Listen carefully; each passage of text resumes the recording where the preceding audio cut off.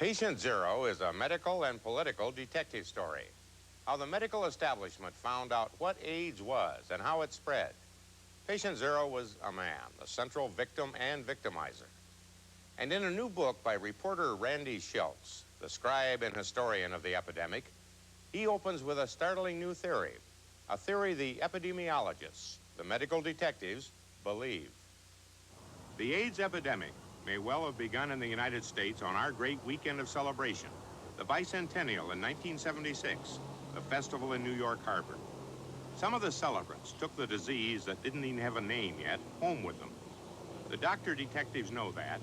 They interviewed them later, after they were sick. It would take 3 years before the first cases of AIDS appeared, but even before AIDS emerged, many gays had major problems with sexually transmitted diseases that spread in and from the wide-open bars and bathhouses.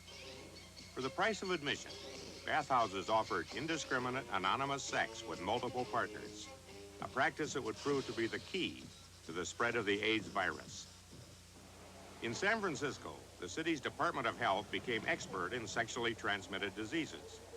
The head of the infectious disease branch, Dr. Selma Dritz, now retired, was in charge of investigating the problem. We had asked so many questions, and the main one was, how much sexual activity do you have? We would try to get very exact, and then we'd come up with 100, 250, 300. One man swore it was 3,500 in the course of the last 10 years, and I challenged him on. He pulled out his calculator and showed me week by week by week. Well, if 2 men have 10 contacts, they're infecting 20. But in a couple of weeks, after those 20 become 40, and when you have 40 men passing it around to 10 each, you have 400 all of a sudden. So the curve went up like that. In 1979 and 1980, doctors in New York and California began reporting that gay men were dying mysteriously. There seemed to be nothing they could do about it. Randy Shilts, a gay himself, was hired by the San Francisco Chronicle to report on gay health problems. Mid-1981, a number of things happened at the same time. Doctors in Los Angeles noticed an unusual cluster of cases of a rare pneumonia among a group of gay men in Los Angeles. At the same time, doctors in New York City noticed that there was a rare skin cancer that was also appearing among gay men.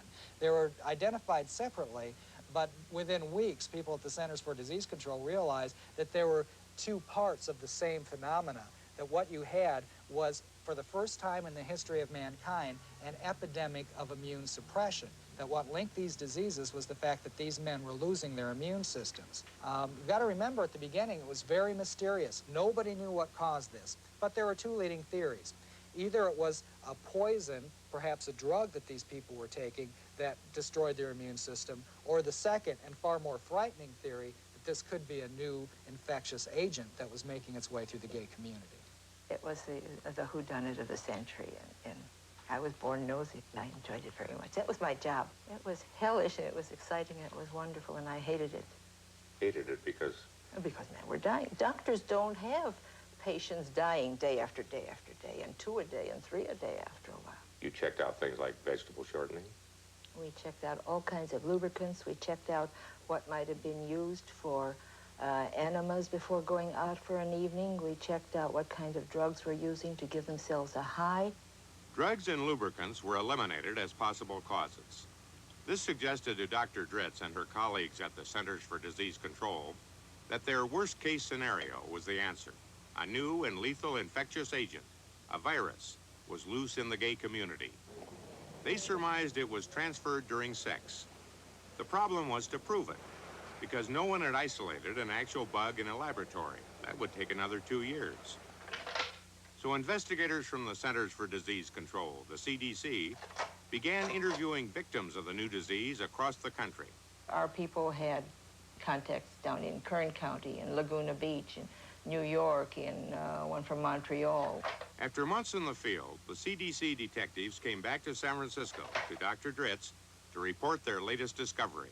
They were having a tremendous excitement because 3 times with 3 different AIDS patients, they had them name the same man as their contact, a very handsome airline steward. Patient Zero is the name Dr. Dritz and the medical detectives used to describe this man, the airline steward, to protect his identity.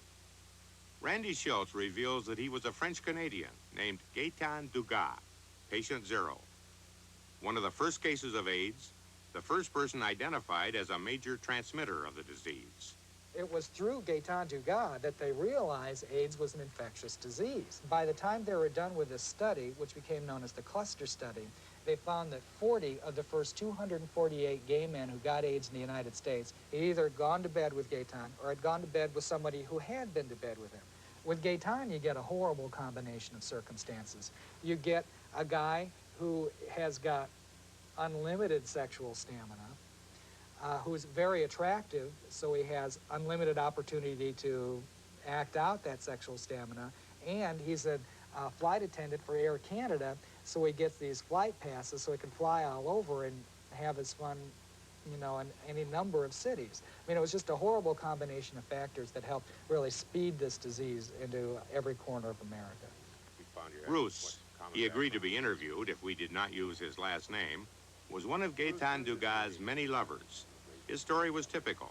He was a very sweet, caring person, and I hadn't been out that long, and I wanted a relationship and thought this person and I really hit it off. Good-looking man. Very, I would say. Bruce says he met Gaëtan in Canada, and that later he came to stay with him in San Francisco. He came down here. He had friends out here, and he had a key to come in and out. And so mostly we saw each other by notes until one night when I got off work early because I wasn't feeling well.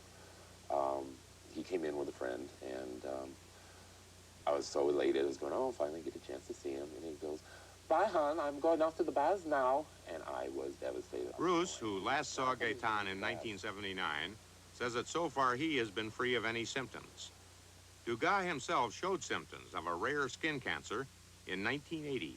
By the time that the Centers for Disease Control talked to him in early 1982, he had already been sick for almost 2 years. You said he was very cooperative with his Yes. address book and so on, and he admitted all this. No, he was very helpful with the Centers for Disease. They couldn't have done this study as well as they did without his cooperation. Did they suggest to him that maybe he better ease up? Obviously, he's the first one who they're going to start saying, you know, maybe you should not have sex. And then that's where the sort of second and more troubling phase of Gaëtan's story begins. I told him that we'd had reports from people who had seen him in the baths, really cavorting around, and then telling guys, now you're going to get it too. You talked to him. I talked to him, yeah. You tell him to quit this nonsense?